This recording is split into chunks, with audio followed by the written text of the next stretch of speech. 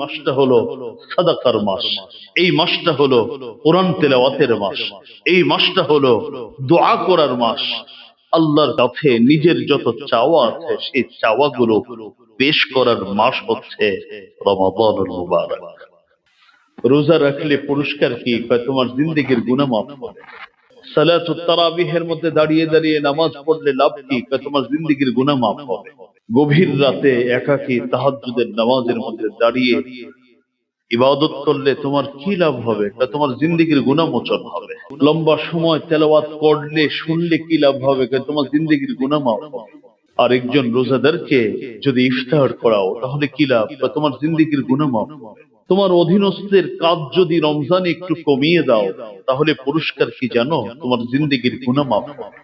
আল্লাহর পথে ব্যয় না করে যে সম্পদ নিজের উপকারের জন্য রেখে দিয়েছিল সেটাই বিষাক্ত সাপের আকৃতি ধারণ করে তাকে দংশন করবে আর বলবে আমি তোমার সেই জমাকৃত সম্পদ। সম্পদের যে অনিষ্টতার যে অন্য যে খারাপ দিকটা আছে, এই যাকাতের মাধ্যমে আল্লাহ রাব্বুল আলামিন সম্পদ থেকে খারাপ করার যে যোগ্যতা এটা তার কাছ থেকে ছিনিয়ে নেবেন। অর্থাৎ তার অবশিষ্ট সম্পদ তার উপকারেই আসবে, তার ক্ষতি কোনোদিন করতে পারবে না। আর যাকাতটা কেন ফরজ করা হয়েছে?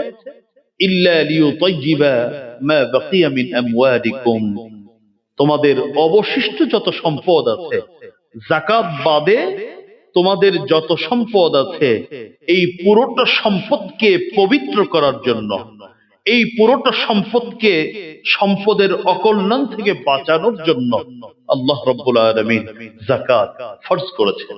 যে ব্যক্তি তার সম্পদের যাকাত দিবে, যাকাত দেওয়ার মাধ্যমে ফাকাদ যাহাবা আনহু শাররুহু, সম্পদের যে খারাপ প্রভাব আছে সঙ্গে সঙ্গে আল্লাহ রাব্বুল আলামিন সেই প্রভাব দূর করে দিবেন। রমাদানুল মুবারক এই মাসের অনেকগুলো নাম রয়েছে। প্রসিদ্ধ আমরা জানি রহমতের মাস, মাগফিরাতের মাস, নাজাতের মাস। এই মাসের আরো অনেক নাম রয়েছে, এর মধ্যে একটি হলো এই মাসটি হলো সাদাকার মাস।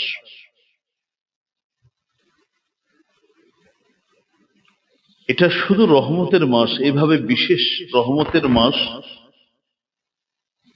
এমন বিশেষ শব্দ দিয়ে পরিচয় প্রসিদ্ধ কোন হাদিসের কিতাবে অথবা কোরআনের আয়াতের মধ্যে নেই, কিন্তু পারিপার্শ্বিক ভাবে বোঝা যায় এটা রহমতের মাস।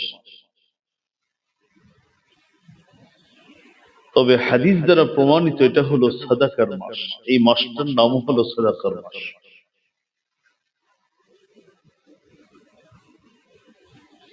হযরত জাবের রাদিয়াল্লাহু তাআলা থেকে বর্ণিত হাদিস, হযরত আনাস থেকেও বর্ণিত, তিনি বলেন নবীজিকে একবার প্রশ্ন করা হয়েছিল যে সাদাকা তো সব সময়ই করা যায়, তবে সব থেকে সাদাকা করার উপযুক্ত সময় কখন? তখন রাসূল করিম সাল্লাল্লাহু আলাইহি ওয়াসাল্লাম বলেছিলেন সাদাকাতুন ফি রমাদান। সাদাকার মুখ্যম সময় হলো, উপযুক্ত সময় হলো রমাদান। এর থেকে উত্তম সময় আর হতে পারে না। সেজন্যই এই হাদিসটি হলো তিরমিজি শরীফের, বুখারী মুসলিম শরীফের হাদিসের মধ্যে এসেছে আমার নবী, প্যারা নবী রাসূল করিম সাল্লাল্লাহু আলাইহি ওয়াসাল্লাম রমাদানে এত বেশি সাদাকা করতেন যেটা বাকি 11 মাসের সাথে তুলনা চলে না। এত বেশি সাদাকা রাসূল করিম সাল্লাল্লাহু আলাইহি ওয়াসাল্লাম রমাদানে করতেন। হযরত জিবরিলের সাথে প্রতি রাতে দেখা হতো। হযরত জিবরিলের সাথে দেখা হলেই দুটো আমল নবীর বেড়ে যেত, একটা হলো তেলাওয়াতে কোরআন,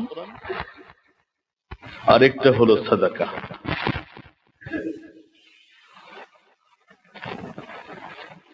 এই দুটো হাদিস প্রমাণ করে যে রমাদান মাসটা হচ্ছে সাদাকার মাস। আমি আজকে শুধু সাদাকা নিয়ে বয়ান করব না, ভয় পেয়েন না কেউ। এটা সাদাকার মাস। সাদাকা করলে কি লাভ, এই বিষয়ে আমি আজকে সব আলোচনা করব না, শুধু একটি কথা। যেহেতু আমি গত জুমাতে আলোচনা শুরু করেছিলাম যে এই মাস হচ্ছে ক্ষমার মাস, কারণ এই মাস মুমিন যত আমল করে প্রতিটা আমলের পুরস্কার হলো আল্লাহর পক্ষ থেকে ক্ষমা। স্মরণ আছে কিনা জানি না, আমি বলেছিলাম রমজান যদি কোনো মুমিন পেয়ে যায়, শুধু রমজান, গত রমজান পেয়েছিল, এবারও রমজান পেয়েছে, পুরস্কার কি? আল্লাহ কয় সারা বছরের জিন্দেগির যত সগীরা গুনাহ আছে আমি আল্লাহ নিজ গুণে মাফ করে দিলাম, আর যদি তওবা করো তাহলে কবিরাটাও মাফ করব। রোজা রাখলে পুরস্কার কি? কয় তোমার জিন্দেগির গুনাহ মাফ হবে। সালাতুত তারাবিহের মধ্যে দাঁড়িয়ে দাঁড়িয়ে নামাজ পড়লে লাভ কি? কয় তোমার জিন্দেগির গুনাহ মাফ হবে। গভীর রাতে একাকী তাহাজ্জুদের নামাজের মধ্যে দাঁড়িয়ে ইবাদত করলে তোমার কি লাভ হবে? তোমার জিন্দেগির গুনাহ মোচন হবে। লম্বা সময় তেলাওয়াত করলে শুনলে কি লাভ হবে? তোমার জিন্দেগির গুনাহ মাফ হবে। আর একজন রোজাদারকে যদি ইফতার করাও তাহলে কি লাভ? তোমার জিন্দেগির গুনাহ মাফ হবে।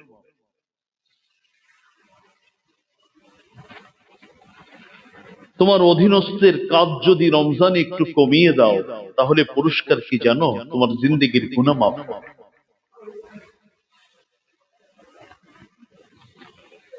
ইস্তেগফার, তওবা রমাদানে সবচেয়ে বেশি মানুষ আল্লাহর কাছে ক্ষমা চায়, এর পুরস্কার কি? গুনাহ মাফ। লাইলাতুল কদর অন্বেষণ করবে দাঁড়িয়ে দাঁড়িয়ে, পুরস্কার কি? গুনাহ মাফ।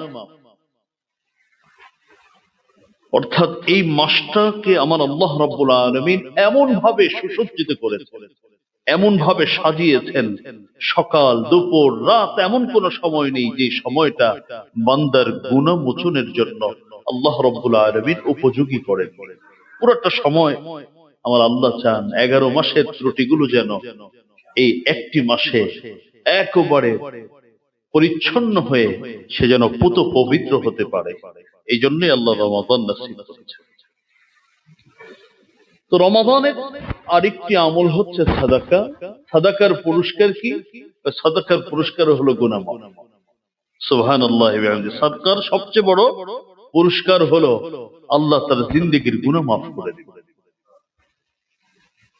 আমার কথা নয়, তিরমিজি শরীফের হযরত আবদ ইবনে আউফ রাদিয়াল্লাহু তাআলা থেকে বর্ণিত, তিনি বলেন قال لي رسول الله صلى الله عليه وسلم الصوم جنة حصينة والصدقة تطفئ الخطيئة كما يطفئ الماء النار। হযরত কাব ইবনে উজরা বলেন, আমার নবী আমাকে একদিন বললেন, হে কাব, আস-সাওমু জুন্নাতুন হাসিনা, মুমিন রমজানে যে রোজাটা রাখে এই রোজাটা হচ্ছে একটি সুরক্ষিত ঢাল। ঢাল, যুদ্ধের মধ্যে ঢাল দিয়ে নিজেকে আত্মরক্ষা করে। রোজাটা হচ্ছে একটা সুরক্ষিত ঢাল, সে নিজেকেও নিজেকে রক্ষা করতে পারে এবং যে তার আশ্রয়ে থাকে তাকে সে রক্ষা করতে পারে। والصدقة تطفئ الخطيئة كما يطفئ الماء النار। আর সাদাকা হচ্ছে তুতফিউল খাতিয়া, মুমিনের জিন্দেগির গুনাহকে এমন ভাবে মোচন করে দেয়, এমন ভাবে মুছে ফেলে, যেভাবে উত্তপ্ত আগুনকে পানি এক পর্যায়ে নিভিয়ে একেবারে পরিচ্ছন্ন করে ফেলতে পারে, ঠিক তদ্রূপ সাদাকা ও মুমিনের জিন্দেগির গুনাহকে ঠিক ওইভাবে পরিষ্কার করে দিতে পারে। মুহতারাম হাজিরিন, তাহলে এই মাসের প্রতিটি আমলের পিছনে আমার আল্লাহ পুরস্কার রেখেছেন জিন্দেগির গুনাহ মোচন। আল্লাহ গুনাহ মাফ করে দিবেন। একটা হলো সাদাকা। তাহলে এই মাসটা যেভাবে রহমতের মাস, এই মাসটা যেমন মাগফিরাতের মাস, এই মাসটা যেমন নাজাতের মাস, ঠিক তদ্রূপ ভাবে এই মাসটা হলো সাদাকার মাস, এই মাসটা হলো কোরআন তেলাওয়াতের মাস, এই মাসটা হলো দোয়া করার মাস। আল্লাহর কাছে নিজের যত চাওয়া আছে সেই চাওয়াগুলো পেশ করার মাস হচ্ছে রমাদানুল মুবারক। কিন্তু কিভাবে যে এটা হলো আমি নিজেও অনেক চিন্তা করে খুঁজে পাইনি। আমরা এই মাসটাকে যাকাতের মাস বানাইছি। রমজান মানে কি মাস? যাকাতের মাস। আমি অনেক অত পড়ালেখা তো করতে পারিনি, টুকটাক যা পড়ালেখা করেছি। এটা যাকাতের মাস, এটা কোথাও পাইনি, কিন্তু এটা সাদাকার মাস, এটা পেয়েছি। যেহেতু মুমিন যাকাত দিয়ে থাকেন এই মাসে, এর কিছু কারণ তো অবশ্যই আছে। এই জন্য আমি চিন্তা করেছি যে আমি আজকে যাকাত সম্পর্কে আপনাদের কাছে কিছু কথা বলবো, যেহেতু এই মাসটাকে আমরা যাকাতের মাস বানাই ফেলেছি এবং মোটামুটি রমজান আসলেই যাকাত দেয়। কেমন যেন বছর শেষ হয়, সম্পদের মালিক রমজানই হয় আর হিসাবটা রমজানই হয়। বিষয়টা এমন মনে হয়। আসলে হ্যাঁ, বেশি সওয়াবের জন্য আমরা রমাদানে দিয়ে থাকি, সেটা ভিন্ন বিষয়, কিন্তু এই মাসটা আসলে এই মাসটা হচ্ছে সাদাকার মাস। এই কথাটা খেয়াল রাখতে হবে। এটা যাকাতের মাস না, তবে যদি যাকাত দেয় ক্ষতি নেই, লাভ আছে। আমি আপনাদের কাছে যাকাত সম্পর্কে কিছু কথা বলবো, খুব সংক্ষেপে। ভয় ভীতির কথা কম বলবো। লাভ কি, যাকাত দিলে কি লাভ, আমি ওটাই আপনাদের সামনে উপস্থাপন করার চেষ্টা করব। প্রথমত হচ্ছে, ইসলাম যেই 5টি স্তম্ভের উপরে, পিলারের উপরে ইসলাম নামক বাড়িটি, ঘরটি দাঁড়িয়ে আছে, এর মধ্যে একটি অন্যতম স্তম্ভ হচ্ছে যাকাত।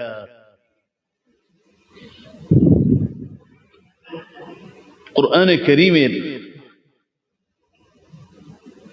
যেখানেই আল্লাহ রাব্বুল আলামিন নামাজের কথা বলেছেন, সালাতের কথা বলেছেন, সেখানেই আল্লাহ আমার আল্লাহ যাকাতের কথা বলেছেন। কোরআনের প্রায় 28 জায়গায়, কয় জায়গায়? 28 জায়গায় আমার আল্লাহ রাব্বুল আলামিন সালাত এবং যাকাত দুইটাকে যুগল ভাবে একত্র করে কথা বলেছেন তোমরা সালাত কায়েম করো, যাকাত প্রদান করো। আর শুধু যাকাতের কথা বলেছেন 5 জায়গায়। তাহলে 28 আর 5 কত? 33 জায়গায়। শরীয়তের যে যাকাতের বিধান এই সম্পর্কিত আয়াত হলো 33টা। কিন্তু যাকাত শব্দ কোরআনে আসছে সুবহানাল্লাহ বিহামদি 58 বার। যাকাত শব্দটা আমার আল্লাহ কোরআনে উচ্চারণ করেছেন কতবার? 58 বার। আর ইনফাক ফি সাবিলিল্লাহ, আল্লাহর পথে ব্যয় করা, এটা আসছে 73 বার। আপনাদের মতো বিবেক সম্পন্ন মুসল্লিদের কাছে এই কথাটুকুই যথেষ্ট। আমার আল্লাহর কথা অবশ্যই পালনীয় হওয়ার জন্য কতবার বলার দরকার? আমার আল্লাহর একটি বার যদি কোনো কাজ করতে হুকুম দেন, তামাম পৃথিবীর সকলকে কিয়ামত পর্যন্ত ওই কাজ করতে সে বাধ্য হয়ে যায় একবার বললে। সেখানে আমার আল্লাহ রাব্বুল আলামিন কোরআন হাকিমের 33 জায়গায় যাকাতের হুকুম দিয়েছেন। নামাজের সাথে 28 জায়গায় যাকাতের নির্দেশনা দিয়েছেন। যাকাত শব্দটি 58 বার উচ্চারণ করেছেন।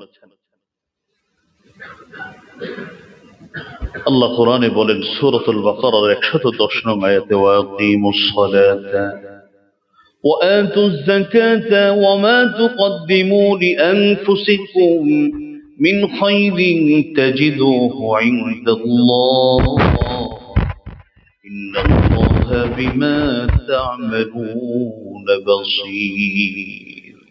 ওয়া আকিমুস সালাতা ওয়া আতুজ যাকাত, তোমরা সালাত কায়েম করো, যাকাত প্রদান করো। ওয়া মা তুকদ্দিমু লিআনফুসিকুম মিন খায়রিন, যে কোনো ভালো কিছু যদি তোমরা আল্লাহর জন্য ব্যয় করো, তাজিদুহু ইনদাল্লাহ, ইন্নাল্লাহা বিমা তা'মালুনা বাসীর। আল্লাহ বলেন তাজিদুহু ইনদাল্লাহ, যদি আল্লাহর জন্য ব্যয় করো তাহলে তোমরা আল্লাহর কাছে তা পেয়ে যাবে। ইন্নাল্লাহা বিমা তা'মালুনা বাসীর, আমার আল্লাহ তোমরা যা করো তা ভালো করে দেখছেন। সূরাতুল বাকারার এই 110 নং আয়াতে আল্লাহ বললেন তোমরা সালাত কায়েম করো, যাকাত প্রদান করো, আর ভালো কিছু যা কিছুই আল্লাহর জন্য ব্যয় করবে আল্লাহর কাছে তোমরা তা পেয়ে যাবে। ইন্নাল্লাহা বিমা তা'মালুনা বাসীর। বুখারী মুসলিম শরীফের হাদিস হযরত আব্দুল্লাহ ইবনে ওমর রাদিয়াল্লাহু তাআলা আনহুমা থেকে বর্ণিত, তিনি বলেন بني الإسلام على خمس قال رسول الله صلى الله عليه وسلم بني الإسلام على خمس شهادة أن لا إله إلا الله وأن محمدا رسول الله وإقام الصلاة وإيتاء الزكاة والحج وصوم رمضان رواه البخاري ومسلم। বুখারী মুসলিমের হাদিসে আল্লাহর রাসূল বলেন বুনিয়াল ইসলাম আলা খামসিন, ইসলাম নামক ঘরটিকে স্থাপন করা হয়েছে 5টি স্তম্ভের উপরে। এক নম্বর হলো শাহাদাতি আল্লা ইলাহা ইল্লাল্লাহ ওয়া আন্না মুহাম্মাদার রাসূলুল্লাহ। এক নম্বর হচ্ছে এই সাক্ষ্য দেওয়া যে ইবাদতের একমাত্র মালিক কে? আল্লাহ। শাহাদাতি আল্লা ইলাহা ইল্লাল্লাহ ওয়া আন্না মুহাম্মাদান রাসূলুল্লাহ, আর মুহাম্মদ সাল্লাল্লাহু আলাইহি ওয়াসাল্লাম আল্লাহ পাকের বান্দা এবং তার প্রেরিত রাসূল। এটা হলো এক নম্বর পিলার। ওয়া ইকামিস সালাহ, পরেরটা হলো কি? সালাত কায়েম করা। ওয়া ইতাইজ যাকাত, এর 3 নম্বর হচ্ছে যাকাত প্রদান করা। 4 নম্বর ওয়াল হজ, হজ্জে বাইতুল্লাহ করা। আর 5 নম্বর ওয়া সাওমি রমাদান, রমাদানের রোজা রাখা। আমি আগেই বলেছি আপনাদেরকে বেশি ভয় দেখাবো না, শুধু দুটো আয়াত আপনাদের খেদমতে। যাকাত যদি কারো উপর ফরজ হয়ে যায়, সে যদি না দেয় তাহলে তার শাস্তি কি? শুধু দুটো আয়াত, সূরাতুত তাওবা 34 এবং 35 নং আয়াত। আপনারা যারা কোরআন অনুবাদ পড়ে থাকেন আপনারা ভালো করে দেখে নেবেন আমার আল্লাহ কি বলছেন। ওয়াল্লাযীনা ইয়াকনিজুনা আয-যাহাবা ওয়াল ফিদ্দাতা ওয়া লা ইউনফিকুনাহা ফী সাবীলিল্লাহ ফাবাশশিরহুম বিআযাবিন আলীম ইয়াওমা ইউহমা আলাইহা ফী নারি জাহান্নাম ফাতুকওয়া বিহা জিবাহুহুম وجنوبهم وظهورهم هذا ما كنزتم لأنفسكم فذوقوا ما كنتم تكنزون। আল্লাহ বলেন ওয়াল্লাযীনা ইয়াকনিজুনা আয-যাহাবা ওয়াল ফিদ্দা, যারা স্বর্ণ রূপা অর্থ সম্পদ জমা করে রাখে। ولا ينفقونها في سبيل الله, আল্লাহর পথে ব্যয় করে না। যতটুকু ব্যয় করতে আমার আল্লাহ নির্দেশ দিয়েছেন অতটুকু ব্যয় করে না। ফাবাশশিরহুম বিআযাবিন আলীম, হে নবী আপনি সে সকল কপাল পোড়াদেরকে কঠিন শাস্তির সুসংবাদ প্রদান করুন। কঠিন শাস্তির সুসংবাদ। শাস্তি কখনো সুসংবাদ হতে পারে? আমার আল্লাহ মাঝে মধ্যে একটু মজা নেন, মজা করে বলছেন ফাবাশশিরহুম বিআযাবিন আলীম। হে নবী, আপনি তাদেরকে সুসংবাদ দেন। কিসের সুসংবাদ? কঠিন শাস্তির সুসংবাদ দিবেন। কেমন শাস্তি? ইয়াউমা ইউহমা আলাইহা ফি নারি জাহান্নাম ফাতুকওয়া বিহা জিবাহুহুম ওয়া জুনুবুহুম ওয়া যুহুরুহুম হাযা মা কানাজতুম লিআনফুসিকুম ফাযুকু মা কুনতুম তাকনিজুন। আল্লাহ বলেন তার যত সম্পদ আছে স্থাবর অস্থাবর সব সম্পদকে সেদিন আগুনে পোড়ানো হবে। সম্পদগুলোকে ফাতুকওয়া বিহা জিবাহুহুম, গলার মধ্যে তার সম্পদ পোড়ানো, প্রজ্বলিত সম্পদ দিয়ে তার গলার মধ্যে দগ্ধ করা হবে।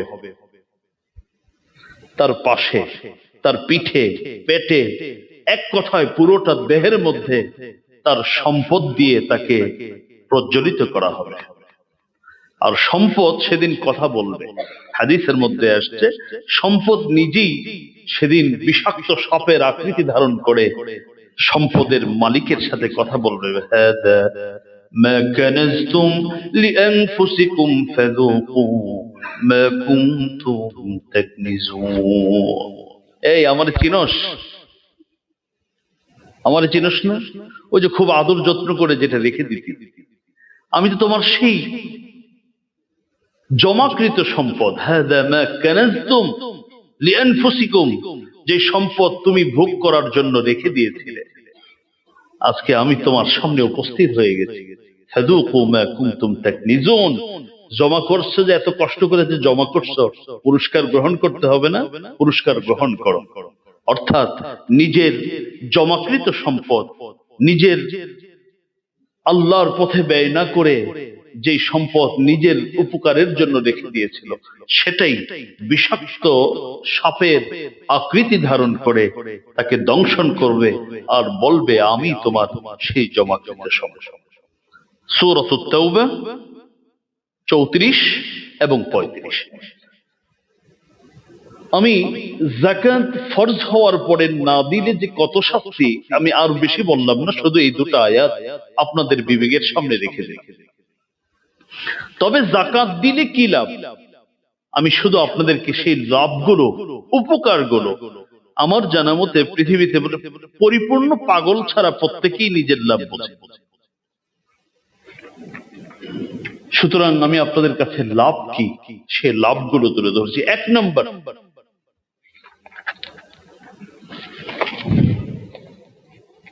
নম্বর লাভ হচ্ছে সম্পদ। আল্লাহ রাব্বুল আলামিন সম্পদকে দুইটা বিশেষ গুণ দিয়ে সৃষ্টি করেছেন। সম্পদের একটা কাজ হলো উপকার করা, আরেকটা কাজ হলো ক্ষতি করা। একটা হলো মানুষের মধ্যে ভালো প্রভাব সৃষ্টি করা, আরেকটা হলো সম্পদের আরেকটা দিক হলো মন্দ প্রভাব সৃষ্টি করা। যে ব্যক্তি যাকাত প্রদান করবে,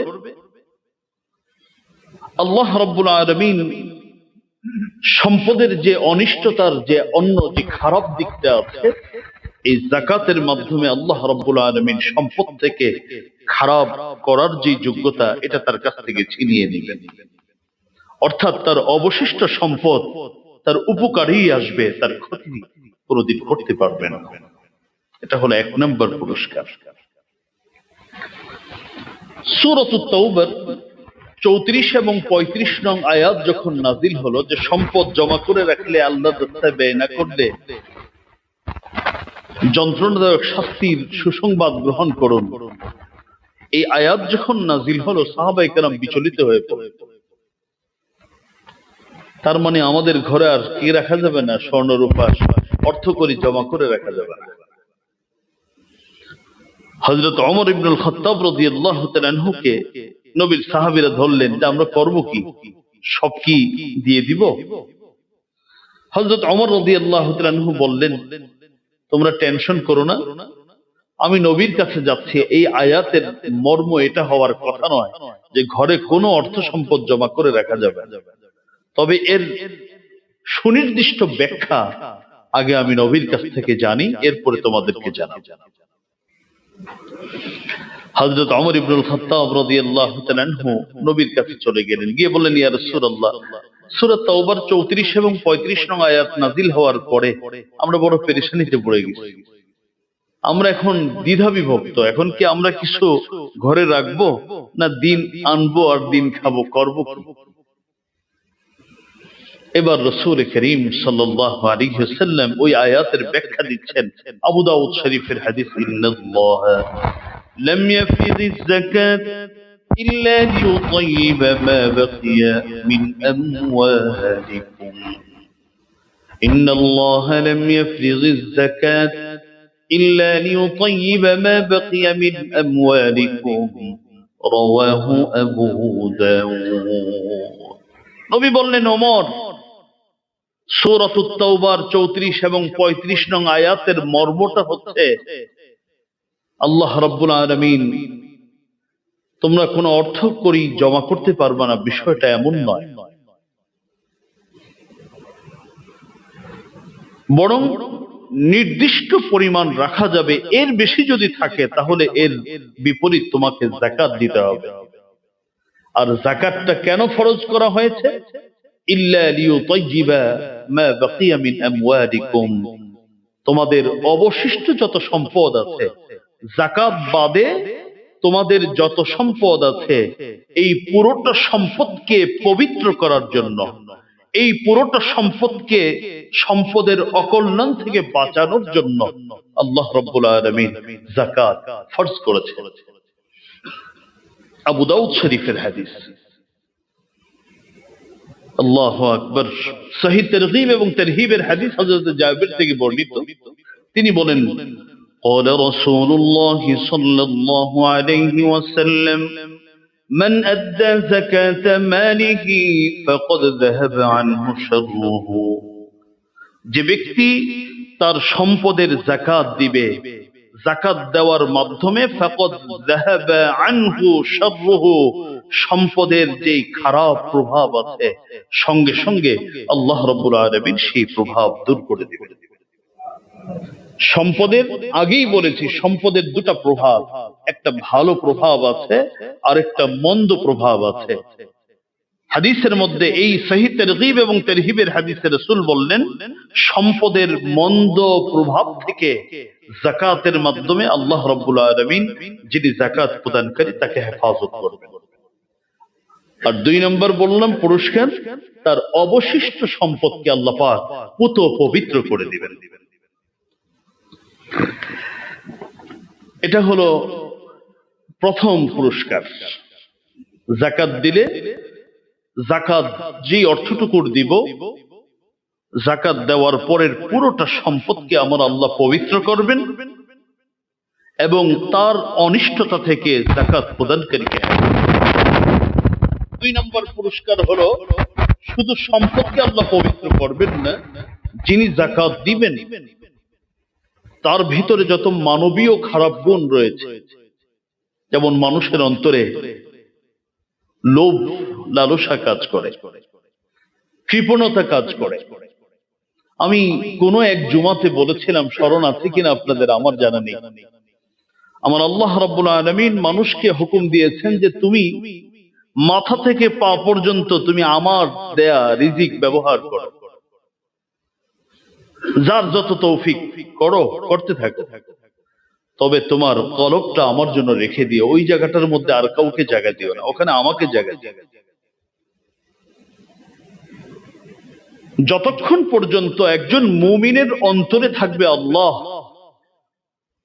অন্তরের মধ্যে সম্পদ, খ্যাতি, মান, মর্যাদা প্রবেশ না করবে, ততক্ষণ পর্যন্ত টেনশনের কারণ নেই। কিন্তু যখন আমার অন্তরের মধ্যে অর্থ ঢুকে যাবে, অর্থাৎ আমার আল্লাহ রাব্বুল আলামিনের এখানে আরেকটা অংশ, আরেকজন শরীক ঢুকে যাবে, তখন আমার সর্বনাশ। যে ব্যক্তি আল্লাহর জন্য যাকাত প্রদান করবে, আল্লাহ রাব্বুল আলামিন তার অন্তরকে ওই জাতীয় খারাপ গুণ থেকে, অর্থাৎ দুনিয়ার লোভ লালসা থেকে, আল্লাহর মহাব্বত থেকে আরো কিছুর মহাব্বত যেন অন্তরে জায়গা করে নিতে না পারে, সেজন্য আল্লাহ রাব্বুল আলামিন যাকাত প্রদানকারীর অন্তরকে পবিত্র এবং পরিচ্ছন্ন করে দেবেন। যে ব্যক্তি আল্লাহর জন্য যাকাত দিতে পারে, সে নিশ্চিত কথা বলতে পারে, আলহামদুলিল্লাহ, আমার দিলের মধ্যে আমার আল্লাহই আছেন, আমার আল্লাহ থেকে বড় কাউকে আমি এখানে জায়গা দেইনি। কুরআনুল কারীম সূরাতুত তাওবা 103 নং আয়াতে আল্লাহ বলেন, খুয মিন আমওয়ালিহিম সাদাকাতান তুতাহহিরুহুম ওয়া তুযাক্কিহিম বিহা ওয়া সাল্লি আলাইহিম ইন্না সালাতাকা সাকানুল লাহুম ওয়াল্লাহু সামিউন আলীম। খুয মিন আমওয়ালিহিম, হে নবী, আপনি ধনীদের অর্থ থেকে আপনি যাকাত গ্রহণ করুন। তুতাহহিরুহুম বিহা ওয়া তুযাক্কিহিম, আপনি যাকাত সাদাকা গ্রহণের মাধ্যমে আপনি তাদেরকে পবিত্র এবং পরিশুদ্ধ করুন। এটা হলো 2 নম্বর লাভ। যিনি যাকাত দিবেন তার অন্তর থেকে আল্লাহ রাব্বুল আলামিন দুনিয়ার মোহ দূর করে তার অন্তরের মধ্যে আমার আল্লাহর মোহ, আল্লাহর মহাব্বত তার অন্তরে আল্লাহ পাক বদ্ধমূল করে দিবেন। এটা হলো 2 নম্বর পুরস্কার। 3 নম্বর পুরস্কার হলো যিনি যাকাত দিবেন মৃত্যু পর্যন্ত যাকাত প্রদানকারী ব্যক্তি আমার নবীর বিশেষ দোয়ার মধ্যে শামিল হবেন। আমার নবী তার জন্য দোয়া করে গেছেন, সে মৃত্যু পর্যন্ত সেই দোয়ার একটি ভাগ, একটি অংশ সে পেতেই থাকবে। সূরাতুত তাওবার এই 103 নং আয়াতের শেষে আল্লাহ বলেন, ওয়াসাল্লি আলাইহিম ইন্না সালাতাকা সাকানুল লাহুম ওয়াল্লাহু সামিউন আলীম। হে নবী, যারা যাকাত প্রদান করে আপনি তাদের জন্য দোয়া করুন। এটা আমার নির্দেশ, আপনি আপনার খাস দোয়া তাদের জন্য করবেন। ইন্না সালাতাকা সাকানুল লাহুম ওয়াল্লাহু সামিউন আলীম। নিশ্চয়ই আপনার দোয়া তাদের দুনিয়া এবং আখিরাতের শান্তির কারণ হবে। নবীর দোয়া যারা যাকাত দেয়, আমার আল্লাহ বললেন, হে নবী, আপনি তাদের জন্য দোয়া করে দিবেন। এই জন্য উলামায়ে কেরামও যখন কারো কাছ থেকে যাকাত গ্রহণ করেন তাদের জন্য দোয়া করে। এটা নিয়ম, এটা সুন্নাহ। নবীজি কেউ যাকাত দিলে তার জন্য দোয়া করতেন।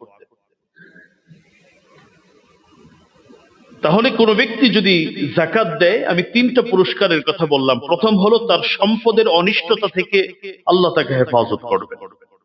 2 নম্বর, যে যাকাত দিবে, যাকাত প্রদানকারী ব্যক্তির অন্তরের মধ্যে আমার আল্লাহ তার ভালোবাসার থেকে অন্য কারো ভালোবাসা বেশি রাখবেন না। 3 নম্বর পুরস্কার হলো যে যাকাত দিবে, আমার নবী তার জন্য, আমার আল্লাহ হুকুম দিয়েছেন যে আপনি দোয়া করেন, এই দোয়া অব্যাহত থাকবে তার মৃত্যু পর্যন্ত। 4 নম্বর পুরস্কার, যে যাকাত দিবে তার 4 নম্বর পুরস্কার হলো দুনিয়া এবং আখিরাতে আল্লাহ রাব্বুল আলামিনের বিশেষ দয়া তার জন্য অবধারিত থাকবে। বিশেষ দয়া, দয়া তো সবাই পায়, তবে বিশেষ দয়া, বিশেষ অনুকম্পা আল্লাহ পাক ওই সকল সৌভাগ্যবান মানুষদের জন্য বরাদ্দ দিয়েছেন যারা যাকাত প্রদান করে। কুরআনুল কারীম সূরাতুল আ'রাফ 156 নং আয়াত আল্লাহ বলেন, ওয়া রাহমাতি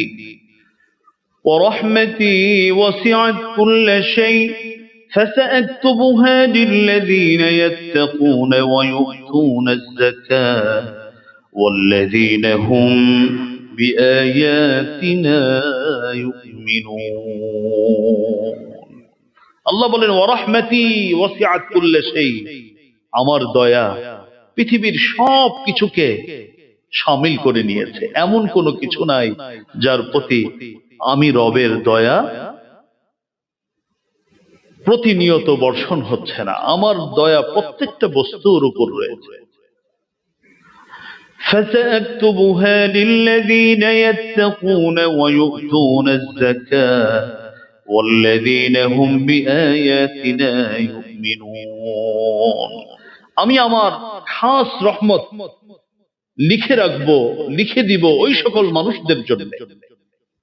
ফাসআকতুবুহা লিল্লাযীনা ইয়াত্তাকুন, যারা তাকওয়ার পথ অবলম্বন করে, ওয়া ইউতুনাজ যাকাত, এবং যারা যাকাত প্রদান করে, এবং আমার আয়াতের উপর যারা বিশ্বাস স্থাপন করে, তাদের জন্য আমি আল্লাহ আমার খাস রহমত বরাদ্দ দিয়ে দিব।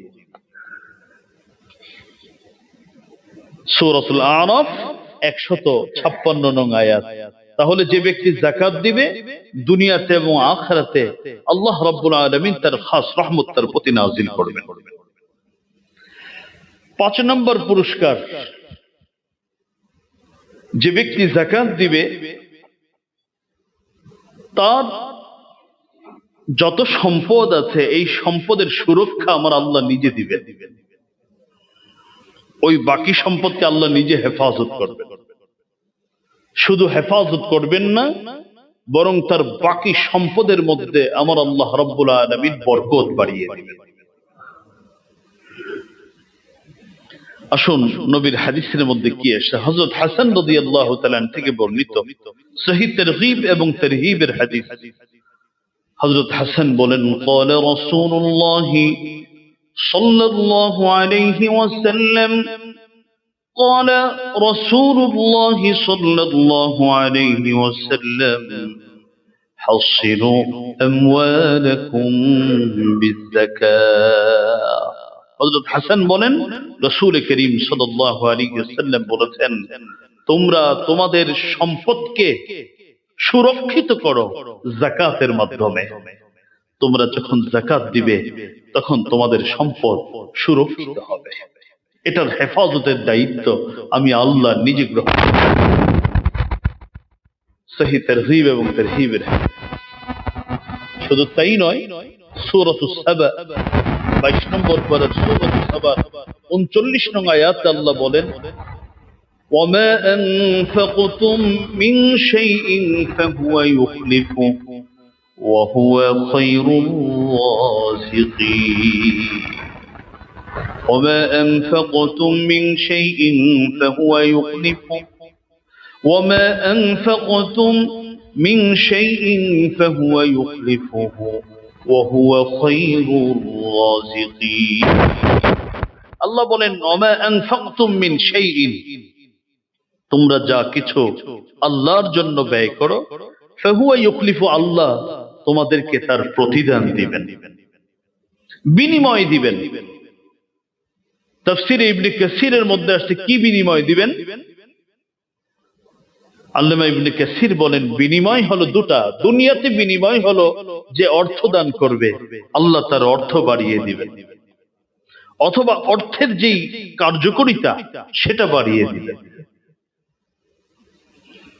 আর আখিরাতে, অর্থাৎ দুনিয়ায় যা দিলাম সেটা আল্লাহ দিবেন, আর আখিরাতে আমাকে সওয়াব দান করবেন।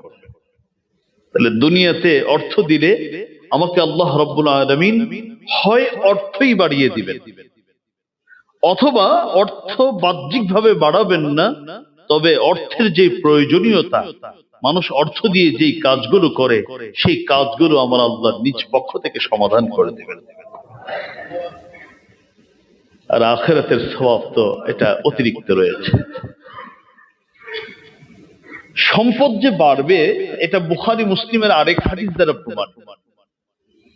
হযরত আবু হুরায়রা রাদিয়াল্লাহু তাআলা আনহু থেকে বর্ণিত, তিনি বলেন, রাসূল করিম সাল্লাল্লাহু আলাইহি ওয়াসাল্লাম বলেছেন, প্রতিদিন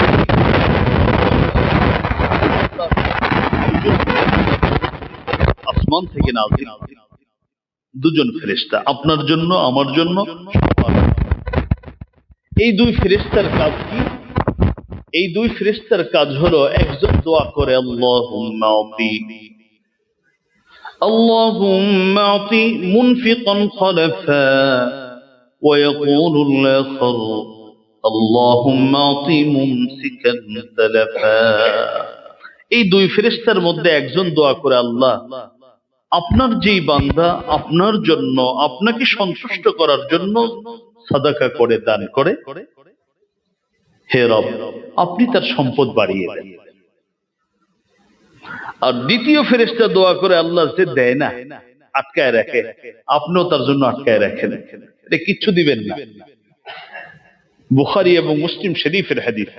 ফেরেশতারা যখন এইভাবে করে দোয়া করে যে আল্লাহ যে দেয় তারটা বাড়ায় দাও, আর যে দেয় না ওটা কমায় দাও, তখন আবার আল্লাহ রাব্বুল আলামিন দোয়া কবুল করেন। এটি সূরাতুস সাবার 39 নং আয়াতে আল্লাহ বলেছেন, ওমা আনফাকতুম মিন শাইইন ফাহুয়া ইউখলিফু। কেউ যদি দেয় আমার আল্লাহ তাকে দেয়, আর যে দেয় না আমার আল্লাহ তাকে কি করেন, পরিমাণ বাহ্যিকভাবে বাড়লেও ওর মধ্যে আল্লাহ পাক বরকত রাখবেন না, বরকত উঠিয়ে নেবেন। এই জন্য এত হয়, কিন্তু তারপরেও কি হয় না, কাজ হয় না। যেই অর্থ আমাকে জাহান্নামের দিকে নিবে,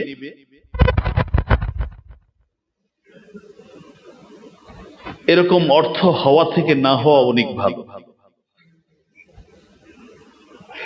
আমার অর্থের উদ্দেশ্য কি? শান্তি। আমরা ছোটবেলায় পড়েছি সম্পদের মূল উদ্দেশ্য হলো শান্তি। যেই সম্পদ আমার শান্তি নষ্ট করে দেয়, একজন মুমিনের সবচেয়ে বড় শান্তির জায়গাটা হলো তার আখিরাত, জান্নাত। জান্নাত নষ্ট করে দেয়, তাহলে এটা তো আর সম্পদ হতে পারে, এটা গজব। মুহতারাম হাজিরিন, যাকাত প্রদান করলে সর্বশেষ যেটা বলেছি, আমার বাকি সম্পদের নিশ্চয়তা, সুরক্ষা আমার আল্লাহ দিবেন। আর যে যাকাত দিবে আল্লাহ পাক তার সম্পদ বাহ্যিকভাবে বাড়াবেন, আর বাহ্যিকভাবে যদি সেটা নাও বাড়ে, বরকত আমার আল্লাহ বাড়িয়ে দিবেন। 7 নম্বর, যে ব্যক্তি যাকাত দিবে আল্লাহ রাব্বুল আলামিন তার জিন্দেগীর গুনাহগুলোকে একটি একটি করে মোচন করে তাকে পবিত্র করে দিবেন।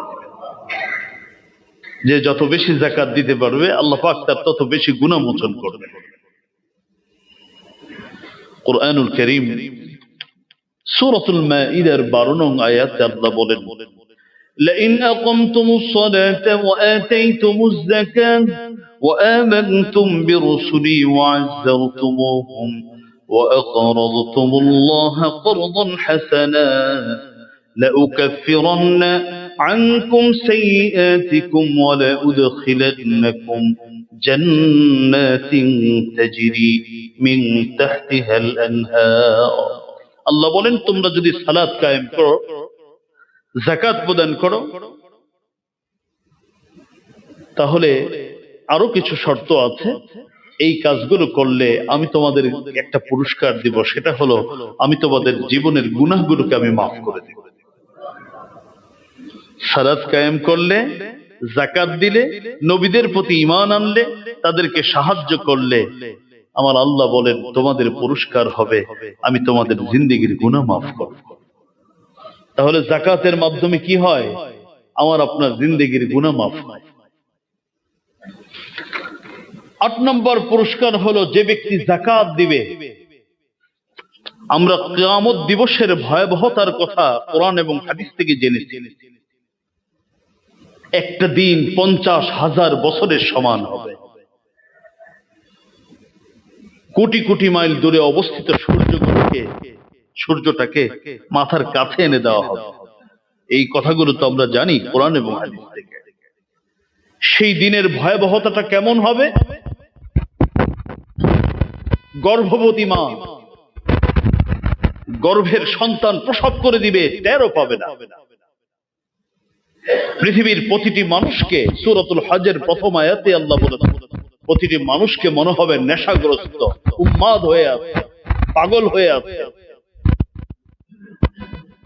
সেই ভয়াবহ দিনে আল্লাহ রাব্বুল আলামিন কিছু মানুষকে নিরাপদে জান্নাতে নেবেন। তাদের মধ্যে ওই সকল মুমিন যারা তাদের সম্পদকে সঠিকভাবে হিসাব করে যাকাত প্রদান করেছে, আল্লাহ পাক তাদেরকে সেদিন নিরাপদে জান্নাতে নেওয়ার ব্যবস্থা করবেন। সূরাতুল বাকারাহ 277 নং আয়াতে আল্লাহ বলেন, ইন্নাল্লাযীনা আমানু وعملوا الصالحات وأقاموا الصلاة وآتوا الزكاة لهم أجرهم عند ربهم ولا خوف عليهم ولا هم يحزنون। নিশ্চয়ই যারা ঈমান এনেছে, ভালো কাজ করেছে, সালাত কায়েম করেছে, যাকাত প্রদান করেছে, আল্লাহ বলেন লাহুম আজরুহুম ইনদা রাব্বিহিম, তাদের রবের কাছে তাদের বড় প্রতিদান রয়ে গেছে। লা খাউফুন আলাইহিম ওয়া লা হুম ইয়াহজানুন, তাদের কোনো পেরেশানি নেই, তাদের কোনো ভয় নেই। তাফসীর ইবনে কাসীরের মধ্যে আসছে এই ভয় পেরেশানি দ্বারা উদ্দেশ্য হলো কিয়ামত দিবসের ভয়াবহতা, কিয়ামত দিবসের পেরেশানি তাদেরকে স্পর্শ করবে না। সেদিন তারা নিরাপদে আল্লাহর জান্নাতে চলে যাবে। যারা যাকাত দিবে, আল্লাহ রাব্বুল আলামিন তাদের পুরস্কার স্বরূপ বলেছেন, তাকে আমার আল্লাহ রাব্বুল আলামিন নিজ দায়িত্বে জাহান্নামের আযাব থেকে রক্ষা করবে। যে যাকাত দিবে, আমার আল্লাহ তাকে নিজ দায়িত্বে জাহান্নামের আযাব থেকে রক্ষা করবে। সূরাতুল লাইল 30 নম্বর পারার সূরাতুল লাইলের 17 এবং 18 নং আয়াত আল্লাহ বলেন, وسيجنبها الأتقى الذي يؤتي ماله يتزكى وما لأحد عنده من نعمة تجزى। আল্লাহ বলেন, অচিরেই আমি যারা মুত্তাকি তাদেরকে জাহান্নামের আযাব থেকে রক্ষা করব। মুত্তাকি কারা?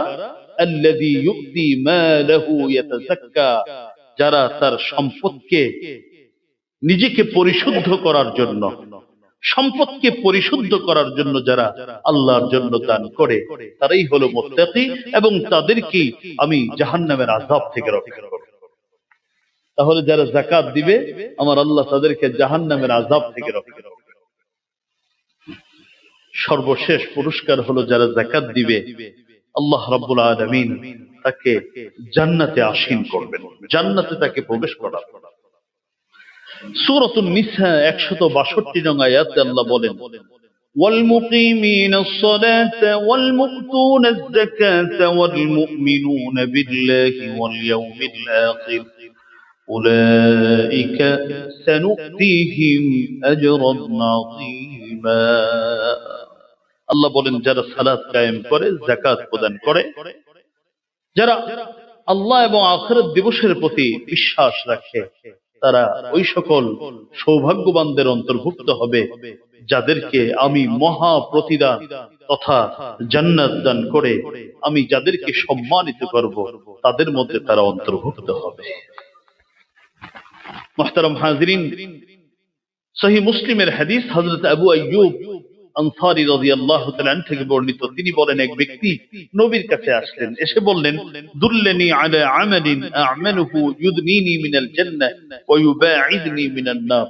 ওগো নবীজি, আমাকে এমন একটা আমল শিখান যে আমল করলেই আমি নিজে জাহান্নাম থেকে দূরে সরে যাব আর জান্নাতের খুব কাছে চলে আসব।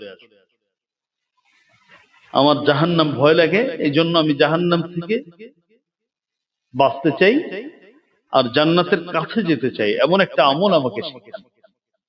নবীজি বললেন, হ্যাঁ, তোমাকেই তো শিখাবো। তা'বুদাল্লাহ লা তুশরিকু বিহি শাইআ।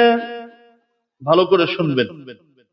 সাহাবী বললেন, ইয়া রাসূলুল্লাহ, এমন একটা আমল আমাকে শিখান যে আমলের মাধ্যমে আমি জান্নাতের কাছে যাব, জাহান্নাম থেকে দূরে সরব, এমন একটা আমল শিখান। নবী বলেন, তা'বুদাল্লাহ লা তুশরিকু বিহি শাইআ। হে আমার সাহাবী, তাহলে শোনো, ওই আমলটা আমি বলে দিচ্ছি। তুমি আল্লাহর ইবাদত করবে, তোমার ইবাদতে, তোমার কথায়, তোমার কাজে যেন শিরিকের দুর্গন্ধ না আসে, অর্থাৎ একনিষ্ঠভাবে আল্লাহর ইবাদত। ওয়া তুকিমাস সালাত, সালাত কায়েম করবে। ওয়া তুতিজ যাকাত, 3 নম্বর যাকাত প্রদান করবে।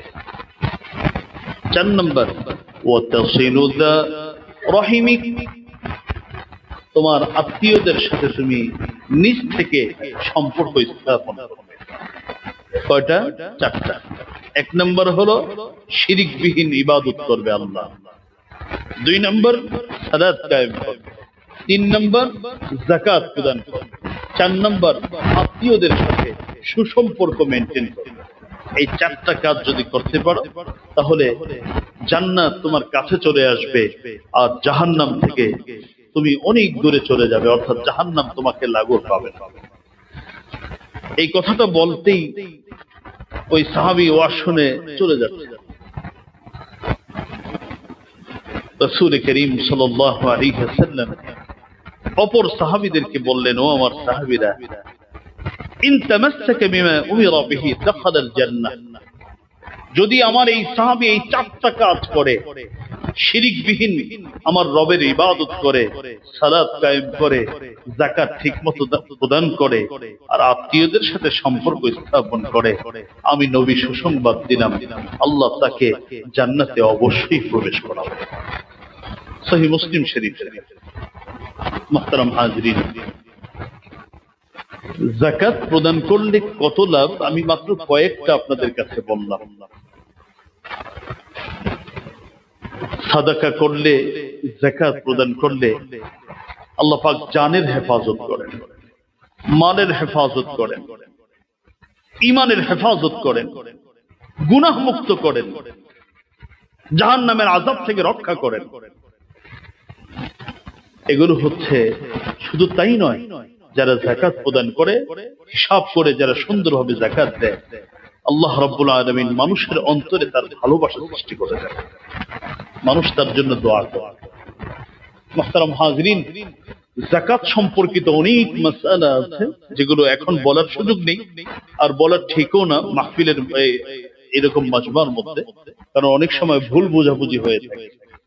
তবে আমি দুটো মাসআলা আপনাদের খেদমতে একটু বলতে চাই, এটা অনেকেই ভুল করে, এই জন্য বলছি।